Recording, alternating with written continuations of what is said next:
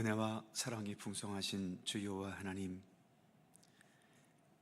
오늘도 저희들을 단잠에서 일깨우셔서 주님 앞에 나와 기도할 수 있는 은총을 베풀어 주심을 감사드립니다. 어찌 주일만 주님의 날이겠습니까? 매일매일 살아가는 이 평일들도 주님께서 함께 하셔야 할 주님의 날들임을 고백합니다. 그러기에 하루의 첫 시간을 이처럼 주님 앞에 머리 숙이며 주님의 말씀과 또 기도와 간구로 주님께 나아가기 원하오니, 이 시간 가운데 주님 친히 함께 하셔서 홀로 영광 받으시고 간구하는 기도와 또 주님과 저희들 사이에 깊은 사랑과 신뢰와 믿음의 교류가 있는 복된 이 시간이 되도록 함께 해 주옵소서.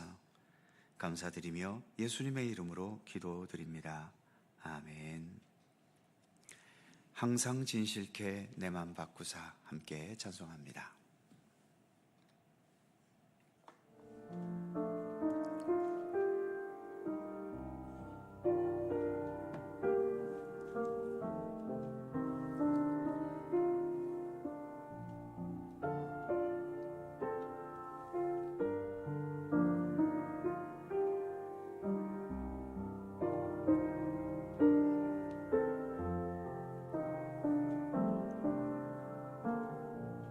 항상 진실케, 항상 진실케 내 맘 바꾸사, 하나님 남게 하여 주소서. 항상 진실케, 항상 진실케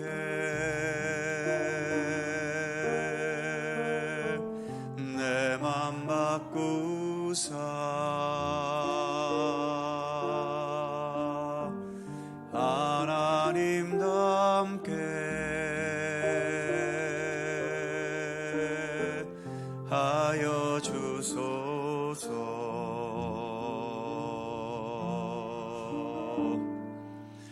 주는 토기장이 나는 진을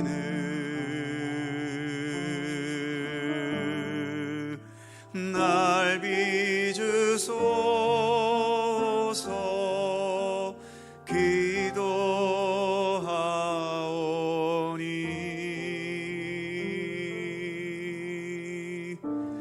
항상 진실케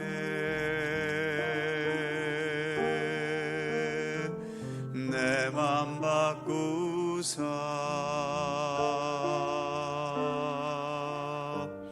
하나님 담게 하여 주소서.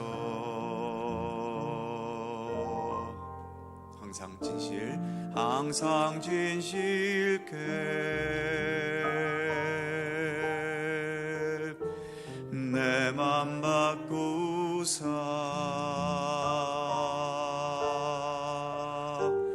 하나님 담게 하여 주소서.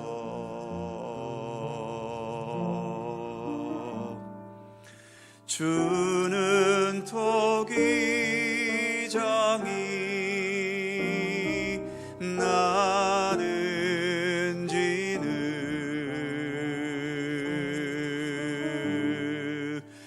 날 빚으소서 기도하오니,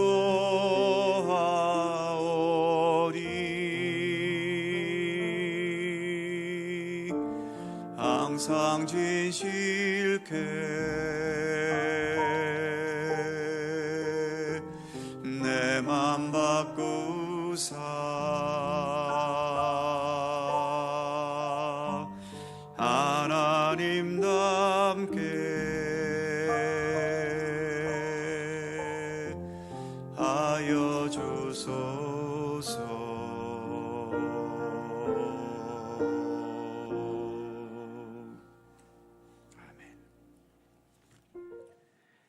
잠언 21장 4절입니다.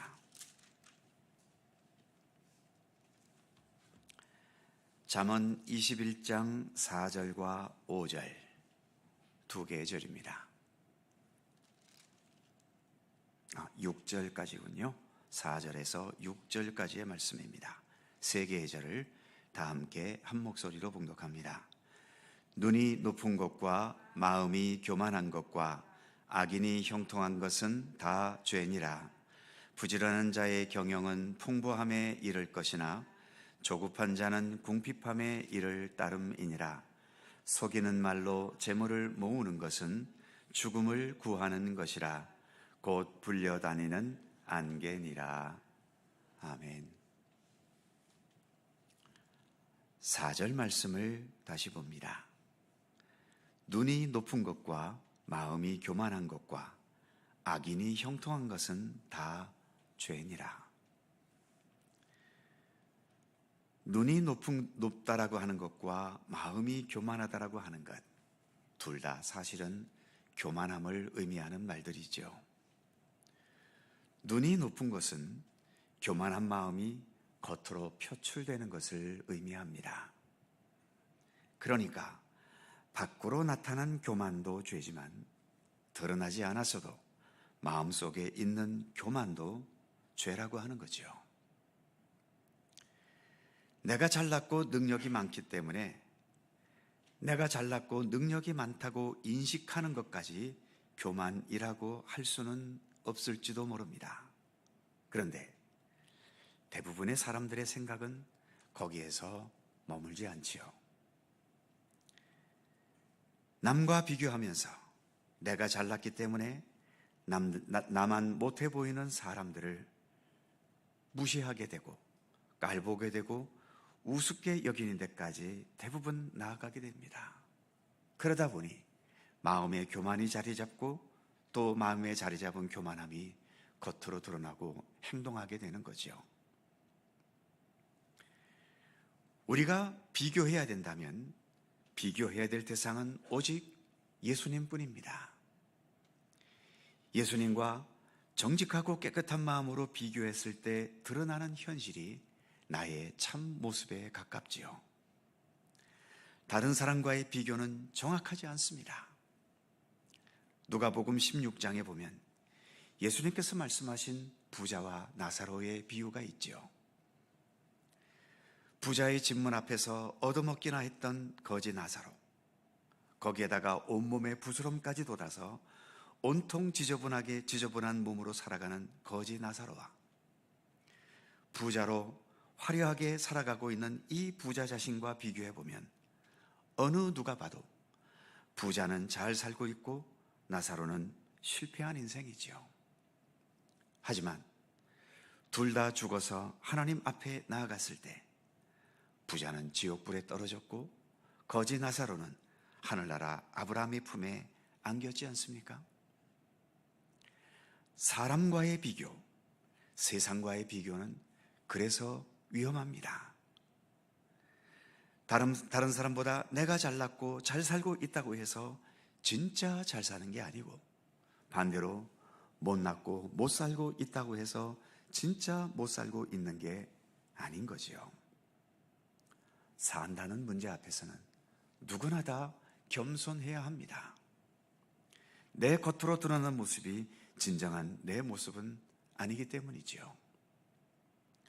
기독교 신앙에서는 산다는 문제 앞에서는 언제나 겸손해야 하는 것이 가장 기본입니다.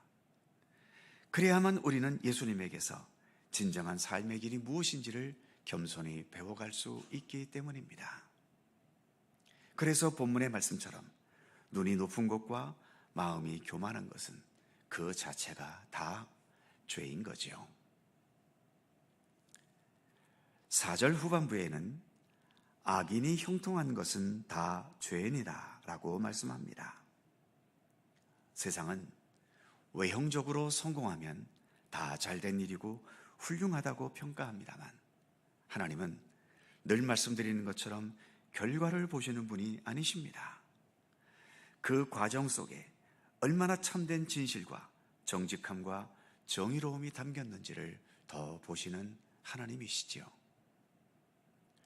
만일 악한 방법과 거짓과 불의가 동원되었다면 아무리 화려한 성공을 거두었다 해도 하나님께는 죄악된 것일 뿐입니다.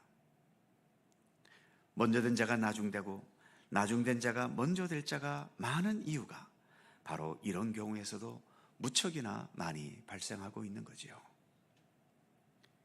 예수 믿는다는 것은 세상적인 성공이나 형통함이나 경쟁에서 이기는 게 먼저가 아닙니다. 끝까지 예수 그리스도의 말씀과 진리와 올바른 것을 선택할 수 있고 또 그 선택한 것을 끝까지 용기 있게 살아내는 것, 그것이 예수를 믿는 삶인 것이지요. 그런 의미에서 좀 더 우리가 하나님의 정의와 진실함에 날마다 더 가까이 다가갈 수 있는 우리의 삶이 되기를 늘 기도하실 수 있기를 바랍니다. 5절 말씀을 보지요. 부지런한 자의 경영은 풍부함에 이를 것이나 조급한 자는 궁핍함에 이를 따름이니라. 여기서 부지런한 자는 단지 쉬지 않고 육체적으로 열심만 내는 것을 의미하지는 않습니다. 부지런한 자를 따진다면 악한 자들도 악을 행하기에 꽤나 부지런합니다. 타락하고 쾌락을 즐기는 자들도 밤을 새워가며 그 짓을 할 만큼 부지런하지요. 전문적인 도둑질, 소매치기, 사기치는 것, 노름판에서 타짜가 되는 것, 이런 것들이 어디 대충 배워서 될 일이겠습니까? 어찌 보면 고시 공부하듯이 부지런히 배워야 남에게 들키지 않고 해내는 고수급의 범죄자들이 되는 거죠. 세상 모든 것에는 옳은 길이 있고 그릇된 잘못된 길이 있습니다. 주방에 항상 있는 칼도 그 칼을 사용하는 데 생명을 살리는 양식을 만드는 데 사용하거나 환자들을 치료할 때 쓰는 수술용 칼도 되기도 하지만 또 그 칼은 사람을 다치게 하고 죽이는 무서운 흉기로 사용될 수 있기도 하지요. 돈도 권력도 기업도 에너지도 무기도 지식과 기술도 특히 과학이나 의학 분야도 다 그렇습니다.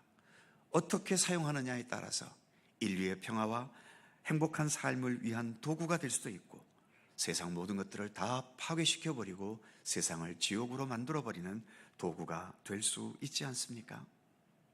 그래서 세상 모든 것에는 바르게 정의롭게 그리고 평화를 위해서 사용하는 법을 반드시 먼저 배워야 하는 겁니다. 이런 배움이 없이 부지런하기만 한 것은 5절 후반부의 말씀처럼 조급한 자에 불과하게 되는 거죠. 조급한 자는 그 조급함의 열심에도 불구하고 오히려 궁핍함에 이르게 될 뿐이다 라고 본문은 말씀합니다. 궁핍함이라고 하는 것은 돈이 없어 가난한 것도 궁핍함이지만 많은 것을 가졌지만 그 많은 것만큼 의미 있고 긍정적이고 선한 결과와 열매를 맺지 못하는 것도 심각한 궁핍함이지요. 하나님께서는 우리 인생을 평가하실 때에 돈을 얼마나 벌었는지 세상 권세와 지위를 얼마나 획득했는지 그런 거 보시지 않습니다. 그 돈으로 그 권세와 지위로 얼마나 자신도 아름답게 살았으며 세상 속에서 어떤 선한 영향력을 나타내었고 궁극적으로 하나님의 영광을 위해 살았는지를 보시는 하나님이시지요. 그러기에 많은 것을 가져서 성공하고 번영했어도 그것을 바르고 정의롭게 평화를 위해 사용하지 못하면 하나님 앞에서는 본문의 말씀처럼 조급한 자밖에 되지 못한 것이고 그 조급한 자들은 결국은 아무것도 가진 것이 없는 궁핍한 자들이 되고 마는 것입니다. 그래서 세상에서 대재벌, 최고 권력자로 살았는데도 하나님 앞에서는 아무것도 가지지 못한 쪽박신세로 하나님 앞에 서게 되기도 하고 반대로 정말 가난하고 어렵고 힘들게 살았는데도 하나님 앞에서는 가장 부귀한 자로 인정받게 되기도 하는 것입니다. 그 다음 절인 6절 말씀도 같은 맥락이지요. 속이는 말로 재물을 모으는 것은 죽음을 구하는 것이라 곧 불려다니는 안개니라. 속이는 말로 재물을 모으는 것, 이것은 앞에 5절에서 조급한 자와 같은 거지요. 정직함과 진실함으로 돈을 모을 능력이 없으니까 빨리 돈을 모으기 위해 속이고 사기를 치는 그런 조급함으로 행하게 되는 것 아니겠습니까? 그 결과는 오히려 죽음을 구하게 된다고 본문은 말씀합니다. 그리고 아무리 짙은 안개도 태양이 떠오르면 순식간에 거쳐버리는 것처럼 그들의 행동과 삶은 결국 죽음을 구하는 것밖에는 되지 않는다는 거지요. 그래서 우리는 길이요 진리요 생명이신 예수님에게서 생명과 사랑과 평화의 삶, 그리고 참된 진리를 붙들고 살아가는 삶, 그리고 참된 생명으로 향해 나아가는 그런 구원의 삶을 우리는 배워가야 하는 것입니다. 지금도 우리는 예수님을 통해 그것을 배워가고 있는 거죠. 그 길만이 참된 구원을 향해 나아가는 유일한 길이기 때문입니다. 기도하겠습니다. 거룩하신 하나님, 오늘도 하나님의 백성으로 살아갈 수 있도록 이끌어 주셔서 감사합니다. 물론 세상을 살아가면서 나의 노력도 있고 그로 인해 맺혀지는 나의 공적도 있고 남들보다 앞서는 여러 가지의 장점들도 있겠지만, 그러나 주님, 아무리 그래봐야 우리는 결국 인간 아니겠습니까? 하나님 앞에 인간이라는 우리의 모습을 비춰볼 때 하나님께 영광이 될 수 있는 요인보다는 여전히 우리의 부족함, 죄악된 모습들, 또 하나님을 생각하지 못하고 살아왔던 여러 헛된 많은 삶들, 그러기에 주님 앞에서는 여전히 우리는 부끄러울 수밖에 없고, 그 위대한 사도 바울도 주님 앞에 서기만 하면 나는 죄인 중에 괴수와 같은 자이며 만삭되어 태어나지 못한 자같이 그렇게 늘 부족할 수밖에 없다는 것을 겸손히 고백했던 것처럼 주님 앞에서의 우리는 항상 그렇게 고백할 수밖에 없음을 다시 한번 깨닫습니다. 그러기에 다른 사람과의 비교 속에서 또는 세상과의 비교 속에서 내가 조금 앞서 있다는 이유 때문에, 내가 좀 더 아는 것이 많고 내가 좀 더 경험이 많고 내가 좀 더 많은 것에 능력이 있다는 이유 때문에 교만한 자리에 나아가지 않도록 함께하여 주옵소서. 내가 잘났다면 그것이 어찌 나 혼자만의 능력으로 잘난 것이겠습니까? 주님께서 나에게 잘날 수 있는 기질을 주셨고 또 잘나게 나아갈 수 있는 여러 삶의 환경을 주셨기 때문 아니겠습니까? 그러기에 잘났다고 생각될수록 더 하나님 앞에 겸손하게 하시고 더 많은 시간을 무릎 꿇으면서 하나님께서 허락하신 이 좋은 조건, 내가 성공하고 잘난 이 모든 것으로 어떻게 해야 좀 더 하나님께 영광이 될 것이며 세상을 향해 좋은 영향력을 나타낼지를 더 고민하고 생각할 줄 아는 겸손한 자들이 될 수 있도록 함께해 주시옵소서.